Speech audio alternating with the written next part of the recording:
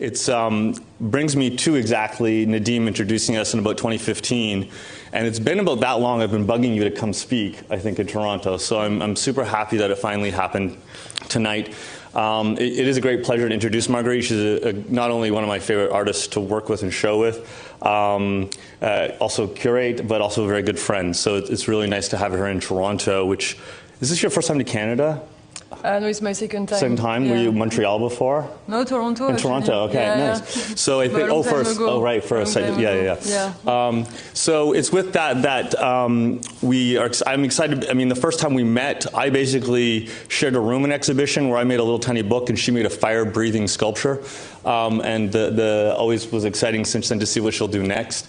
Tonight, we're going to have her speak about a lot of things, and she's a great guest for our program because she really has an ability to think with deep time and socio-political issues and very anthropological and philosophical ideas, but she's mixed with incredible production in fabrication. She has an MA from the Royal College of Art in kind of a hybrid design art practice degree. And so she's continued on, of course, to make everything from the most elaborate fabricated synthetic skins to recently a purse for Dior that just came out this last month, and then on to kind of the contemporary art that we've kind of trying to push in this program. So it's really nice to kind of have her at that nexus tonight. For those who don't know, again, she's a contemporary artist born in France, lives in London. Had solo shows at the New Museum, the Palais de Tokyo, Kunstverein Hamburg, Tate Britain, and so on and so on. So it's with great pleasure if you can help me to introduce or to welcome Marguerite. Thank you so much.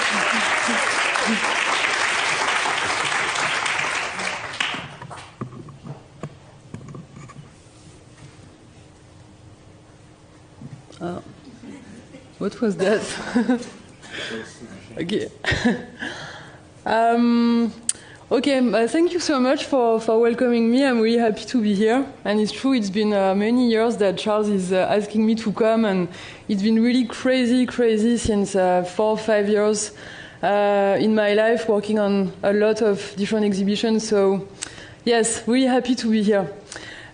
So maybe just quickly about my background. So indeed, I was born in France, as you can tell. Now I live in London. Before coming to London, I studied industrial design at the Design Academy in Eindhoven. And clearly, it was really not for me. So I left to London, to the Royal College of Art, where I joined a department that doesn't exist anymore, that was called Design Interactions. And it was founded by Dune and Rabi. I don't know if you know them. They are speculative designers. And so all the team, the staff came from product design, and they were looking at we were looking together at at the impact of emerging technologies on our daily lives, and using design as a medium to raise debates and ask questions about this impact.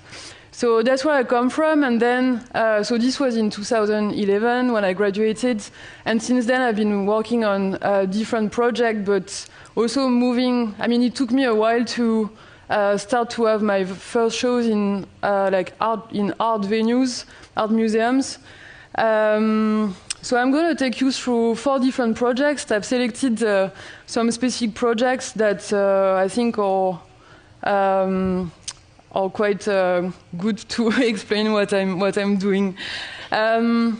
So I would say maybe as a broad introduction that all of my projects aim at resuscitating or reenacting, reactivating worlds, ecosystems, voices, beings that are either prehistoric, so that are extinct, either that they could be also situations that have happened at the beginning of humankind or at its very end, so at the tilting points. Some of my projects also are exploring how different patterns can occur and reoccur in the history of mankind, so looking at ancient civilizations and how their obsessions can inform our present and possibly our futures. I've also been trying to hijack the historical evolution line and see what could happen in parallel worlds and parallel times and parallel spaces, and trying to bring those worlds back to, again, our present. So also just quickly about my method, as a start also, it's maybe quite important to know, I've been developing this process that's, I've been developing a process from my graduation at the Royal College of Art, actually. So my graduation project was an opera of prehistoric creatures, trying to resuscitate the sound of prehistoric animals by reconstructing their vocal tracts. So usually I would formulate an enigma, formulate a sort of big question. So in this case, it was, how did prehistoric creatures sounded like? And then I would gather large teams of experts and researchers from very different fields. So not only scientists, but also I've been working, as you will see in the projects, with shaman, with conspiracy theorists, basically with a lot of different people who all generate knowledge in their own way. And I'm always trying to bring back that knowledge, so bring everything back on the same plane. And then from that, I try to formulate one hypothesis, or I choose one out of all the probabilities that I've been talking about with all these experts. And I would translate it into strong physical experiences, so installations that people call immersive, that could include sculpture, synthetic voices, sound, and other elements, usually making them hopefully quite supernatural. So I'm going to start with a project I did in 2016 for Palais de Tokyo in Paris, and starting with the trailer for this show.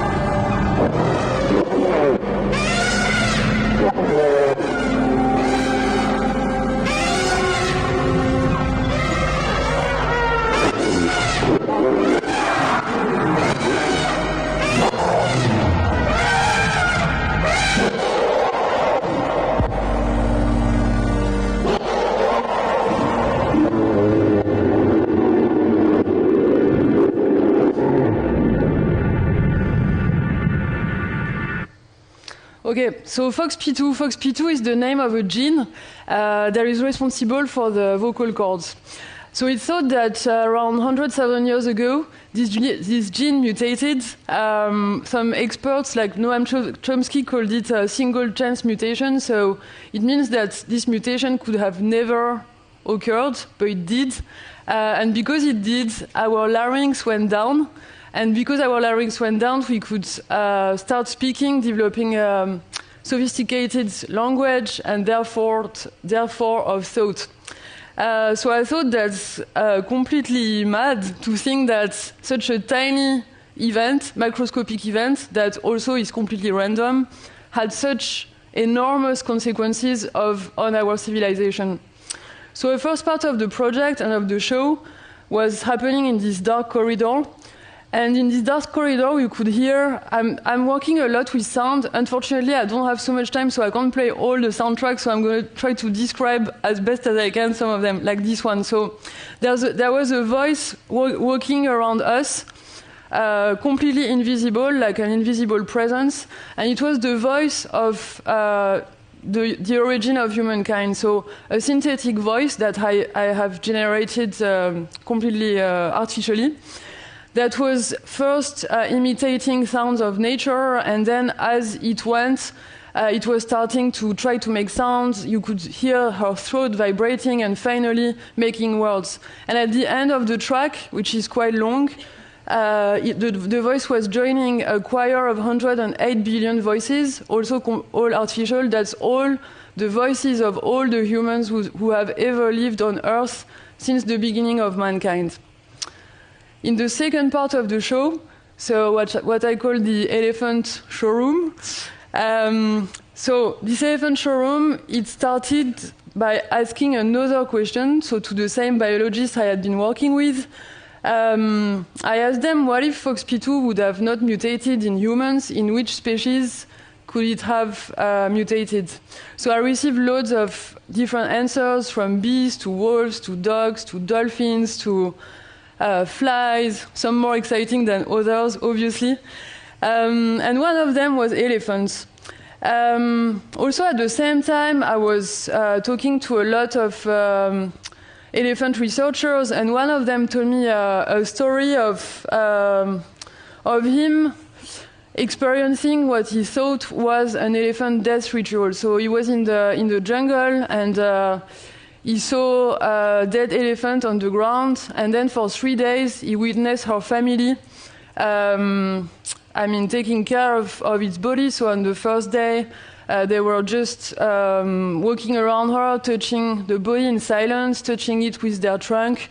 On the second day, some elephants of her family went to get branches and flowers and came back to cover the body with them. And on the third day, they all gathered, turned back to the jungle, started trumpeting, and then left.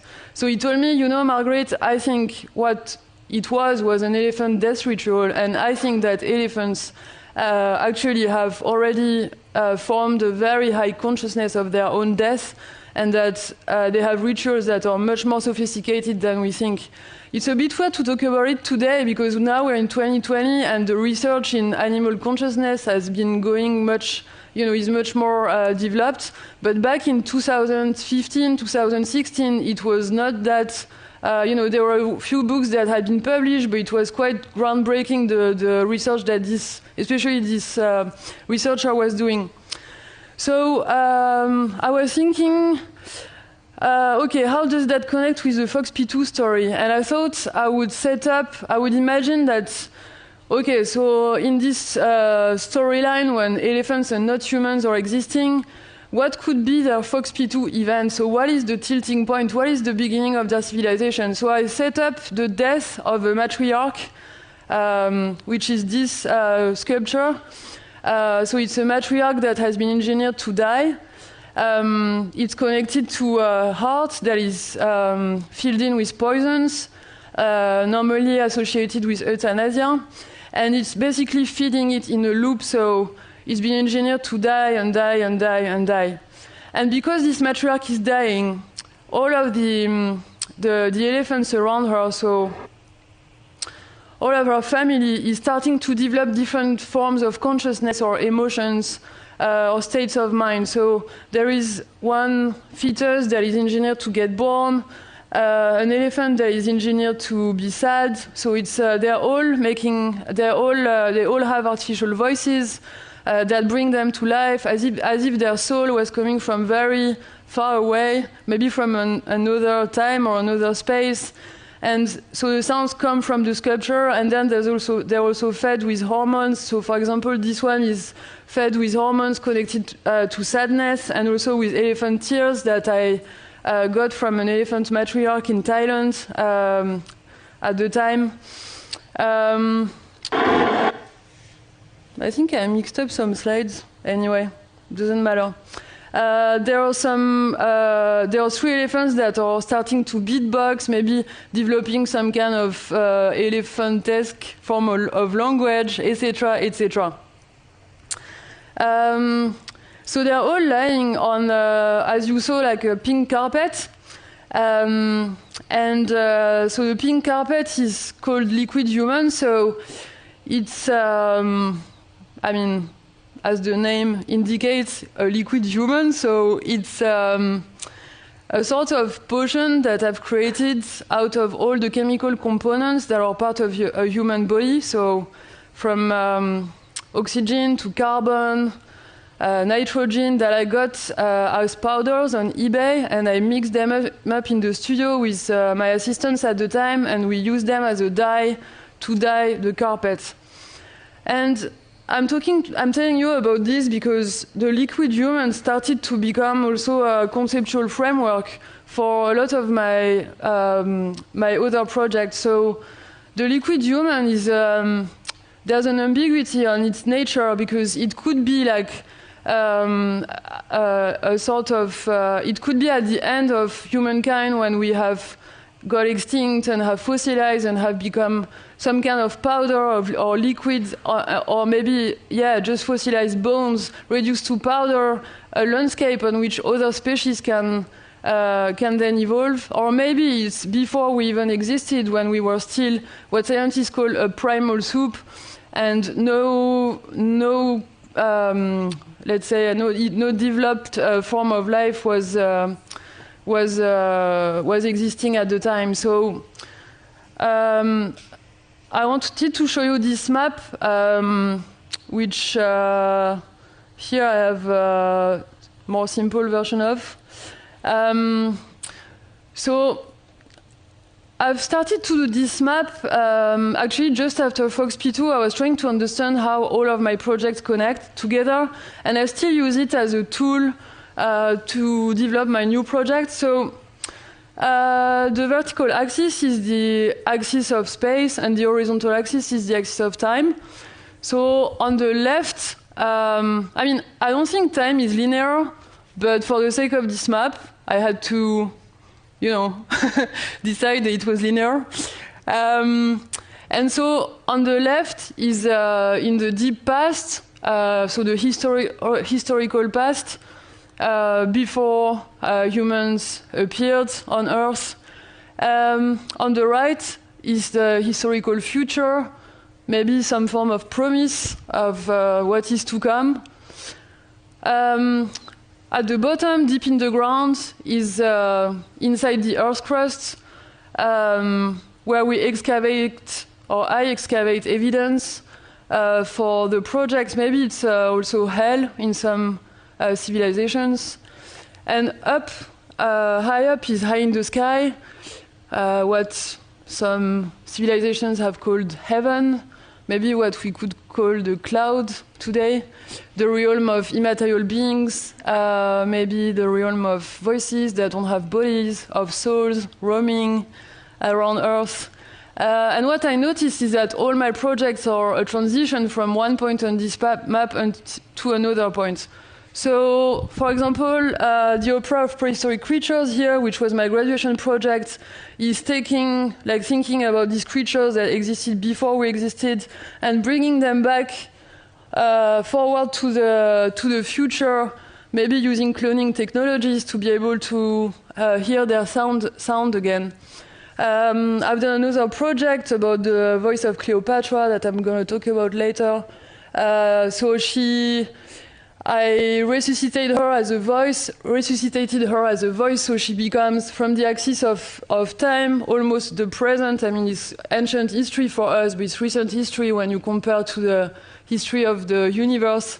And she's resuscitated into a voice that doesn't have a soul, doesn't have a body, so she only exists in the skies. Some other projects are using different strategies. So, for example, I've been looking at the figure of the Sphinx and thinking about what could be the Sphinx today. So this time it's thinking about patterns and all the different forms that the Sphinx has had since its creation very early in our history. So the other project, FOXP2, that you can see here, that I just talked about, is more about hijacking this main axis, this main time axis, and thinking, okay, what happens if something doesn't happen? So this mutation doesn't happen on this main axis, but it happens on a parallel axis. So thinking about all these parallel worlds that could have happened but didn't, or maybe do happen today, but we don't really know. I mean, their existence still has to be proven. This other diagram is about, I guess, trying to understand the connection between the finitude of our bodies and the persistence of the soul, and how new technologies are hijacking those natural cycles. And this one is also about thinking about the relationship between body and soul, and also about how new technologies, by maybe allowing us to exist under new forms, might also change or hijack or disrupt the natural evolutionary lines. Okay, so I wanted to talk to you briefly about this project, Echoes. Echoes is the one of my first projects also. So it started with Cleopatra. So Cleopatra is, I mean, you know who Cleopatra is, I guess. She's the first queen of Egypt who started to speak, to learn Egyptian, because before her, all the elite was speaking Greek. And she used to speak 9 different languages that are all extinct today. So they existed as, some of them, they were only oral and they've disappeared. Some of them are extinct and can still be found in written forms. And then so my goal for this project was to resuscitate her voice and also to get her to sing a love song of her time in all the languages that she used to speak. So 2 impossible quests at a time. So for this project, I've been working with different linguists around the world, to whom I sent the love song, and I tried to. I mean, I didn't find obviously all the different languages. For some of them, I had to find really close versions of them. And then I worked with engineers of synthesizing voices I asked them to re-engineer the voice based on a description of her voice by Plutarch, who was madly in love with her, I think. The description is quite realistic at the beginning, and then it starts to go, it's quite supernatural. Like, it says that she had a voice that sounded like an instrument of many chords. And so I sent this exact description to the voice engineers, and I asked them to design a voice that would sound exactly like the description. So not trying to be too realistic, but trying to be true to Plutarch's description. So I'm going to play one excerpt. Hypagogos, toi, oma, ton lemati.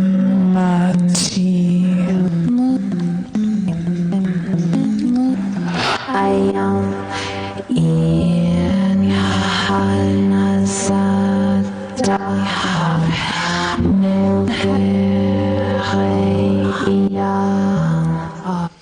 Okay, so from this project, I developed an entire show. I'm not going to go too much into the detail for this one, but basically it was about looking at the common obsession for eternal life between ancient Egypt and our times.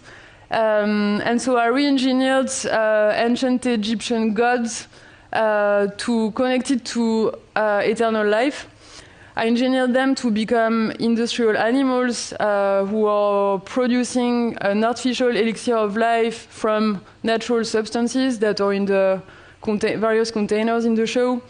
So it's looking for an acceleration of life, and at the same time, the walls have been covered with black mamba venom, so that I got from a snake farm in Florida. It comes as a yellow powder. I managed to get 2 grams of it. That's how much you need for a human to die. And it's really bright, this bright yellow, and I decided to make a pigment out of it to cover these walls. So you're experiencing the most extreme acceleration of life, and at the same time you're in the most poisonous and deadly environment possible. And I guess for this project, what I wanted to mention is I was also interested. I started to become interested in this idea of luminous horror. So in the show, it's like in a lot of my projects, it's quite accelerating, and at the same time, it's horrific. So it's accelerating because of the yellow and because this kind of voice that is highly sensual, and at the same time, there's this moment of realization that the voice is completely empty, doesn't have a soul, doesn't have a body, and this bright yellow is highly accelerating, but it's also highly deadly. And I was thinking that it might be that horror today in our times doesn't come from darkness, but comes from light, comes from the fact that we are never able to actually hide from the light. So then third project, don't worry, it's only two more projects. So Ecstasis. So Ecstasis is a project I started after I was invited by the New Museum to do a show there in 2018. And so it's looking about early stages of trance. Okay, where to start? It's quite complex in its research. So it starts with, again, a hypothesis that I kind of formulated after various discussions with various different researchers, that around 150,000 years ago, a group of primates encountered, again, completely randomly, something. We don't know what it is. Maybe it's a flower, maybe it's a plant, maybe it's a mushroom, maybe it's the beat of a drum. We don't really know what it was, but something that made them access states of trance for the first time. And what we think, we, me and these other researchers, is that because those early humans experienced trance for the first time, the first thing they wanted to do was to talk about these visions that they had just as the seen. And according to all these different researchers, this might be at the origin of language and maybe art and maybe religion, because to be able to talk about those visions, you need to be able to speak, and you also want to represent them formally. And so at the same time, I was working on prehistoric Venus figurines. And I read this paper by Bette Hagens, who's an American scientist, who made the speculation that prehistoric Venus figurines are actually recipes for trance. And why? Because they look exactly like animal brains. So you see on those slides, the animal brains are on the blue backgrounds, and the other images are images of prehistoric figurines. So they formally look exactly the same, or they're really, really similar. And what she thinks, Bette Hagens, is that, we know that animal brains contain psychoactive substances, and she says that early humans knew that, and that they were ingesting animal brains to access these stages of trance. And then so also what's super interesting, I think, is that to ingest a brain is also to ingest a soul. So it's literally you would eat the brain to access these states of trance. But more, let's say, in a more abstract manner, you're ingesting the brain of an animal to become this animal. So if you want to become a bird, you will ingest the brain of a bird so you can become this bird and start flying. So I wanted also to talk to you a little bit about some conversations I had with Ali Mitchell. Ali Mitchell is a French researcher who's just written a book on magic mushrooms. And I've had a lot of very exciting discussions with him. So yes, maybe I wanted to read some some questions and answers I got from him. So I asked him, so why is it so exciting to, to think about, it seems that there are a lot of people researching on magic mushrooms at the moment, and so why is it so exciting? So what he says is that what's exciting is probably the first glimpse of a new anthropological storytelling, the story of an encounter between a curious fringe of primates and a few interesting psychoactive ingredients disseminated in the biosphere, and which spectacular effects would have accelerated in slow motion a cascade of modified features extremely discreetly because imperceptible on a physiological scale. And that probably evolutionary biologists would have naturally been unable to observe. It's a new style of neuronal organization, a prism that would have allowed for a new social style, a medical style out of all other dominating structures of other primates. So I'm showing you some diagrams I was doing at the same time. So they act as, they're almost like they're like a visual essay, but that I didn't really plan. I was kind of having all those discussions and doing the diagrams at the same time to try to figure out how everything connected. But what Elie Mitchell says is that this random encounter between, so what might be this fringe of primates and animal brains would have allowed all the spectrum of human wonders that we know, because the urgency was always to testify or to mimic the astonishment triggered by the visions. So in any case, these animal brains are great candidates to talk about the blind spot on our origins, the historiographical obstacle, the missing link, blah, blah, blah, blah. It's a long conversation, so I don't think I have time to go through it all.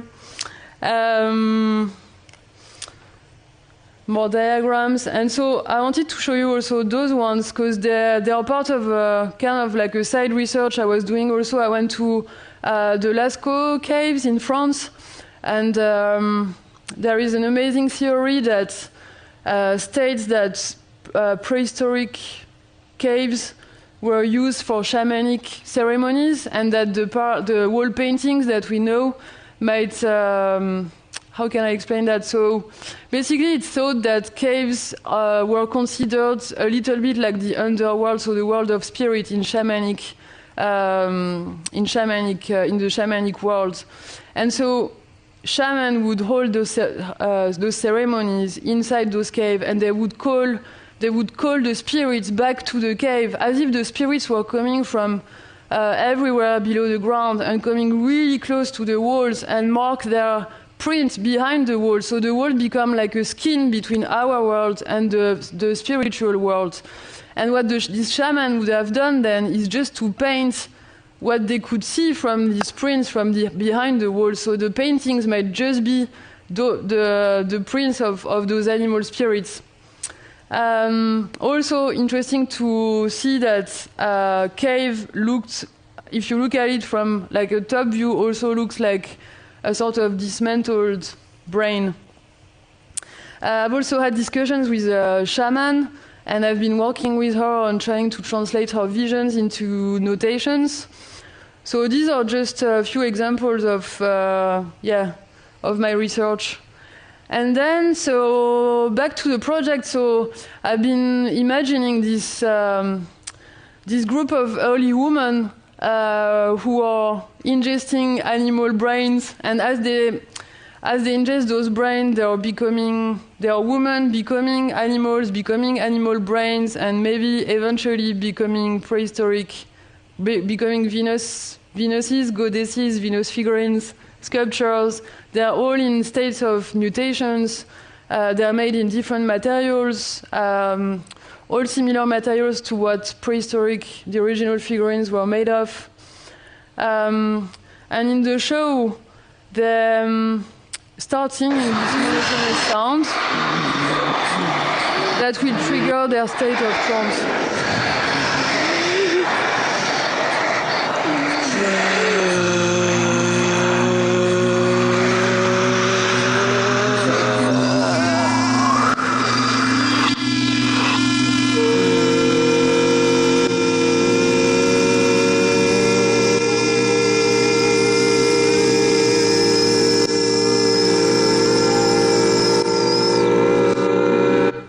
okay, then they go into trance, they transform into different things. So one of them is transforming into a storm, another one is becoming a forest.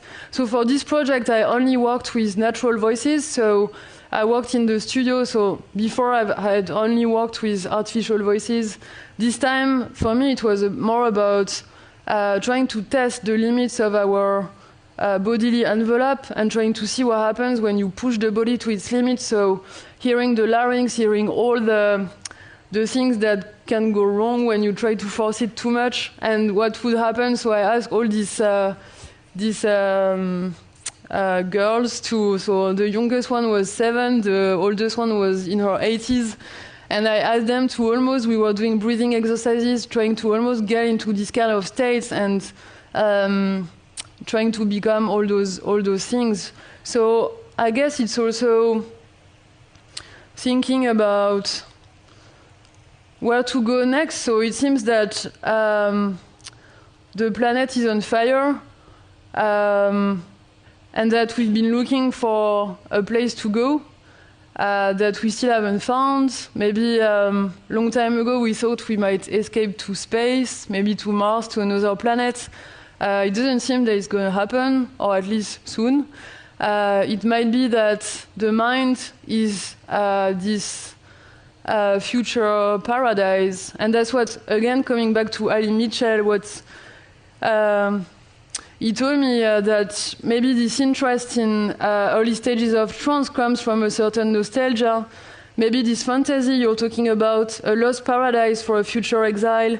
So to understand this dilemma, should we melt into Gaia, or should we pierce the planetary placenta to create the technological propulsion necessary to take off and live? But where to? This is another question, because the problem is that to change also means to disappear.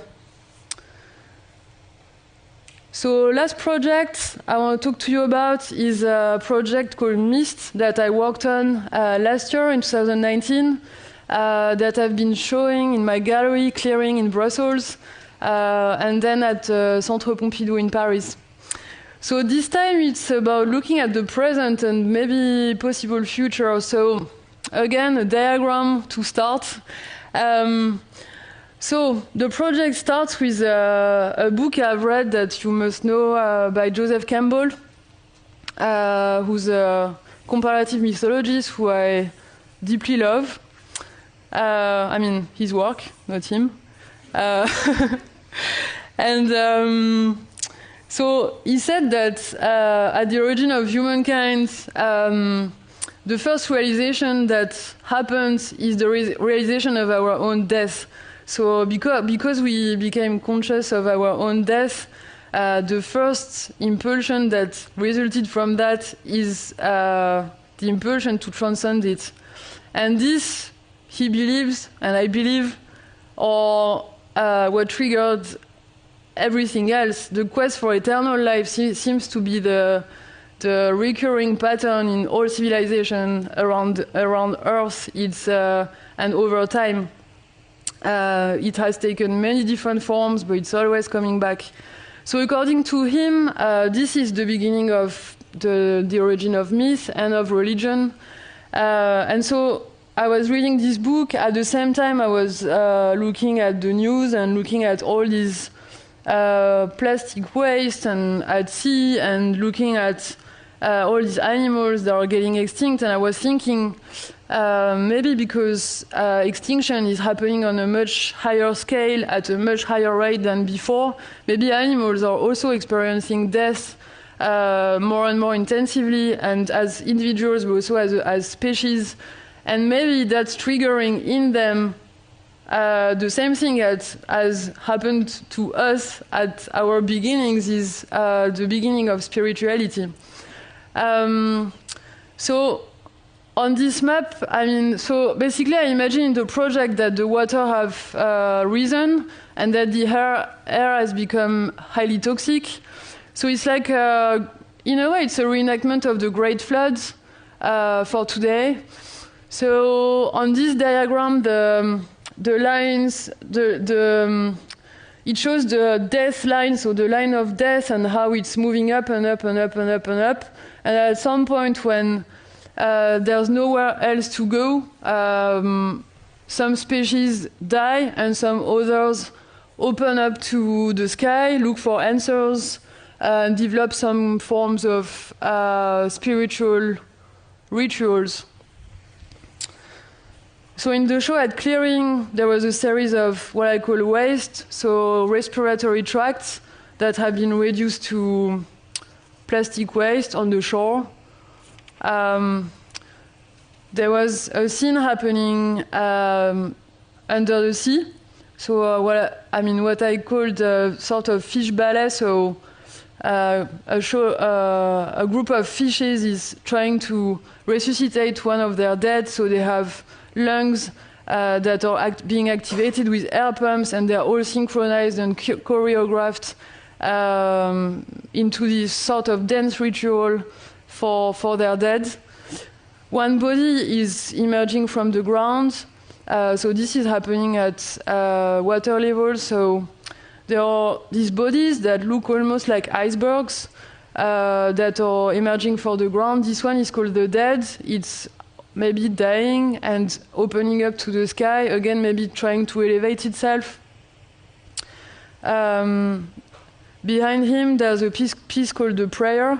So a body trying to, maybe looking for some form of transcendence. So very heavy on the ground and again vertical, looking at the sky. There is a group of breathers performing a breathing ritual for the dead. So they're also all synchronized and also injected with tears that I got from a whale researcher. They are injected in the sculptures and in this liquid. And finally, so the last chapter that was at Centre Pompidou is showing a dance ritual as well. So in this chapter, the bodies have been reduced to pure muscles, as if the skins had been removed, and you're looking at the raw flesh. It's somewhat, the material I've been working, it's been quite an intense research this year to try to find a material that would look like some kind of cadaveric skin. So like cadavers becoming plastic waste, and also kind of looking like they're coming from water.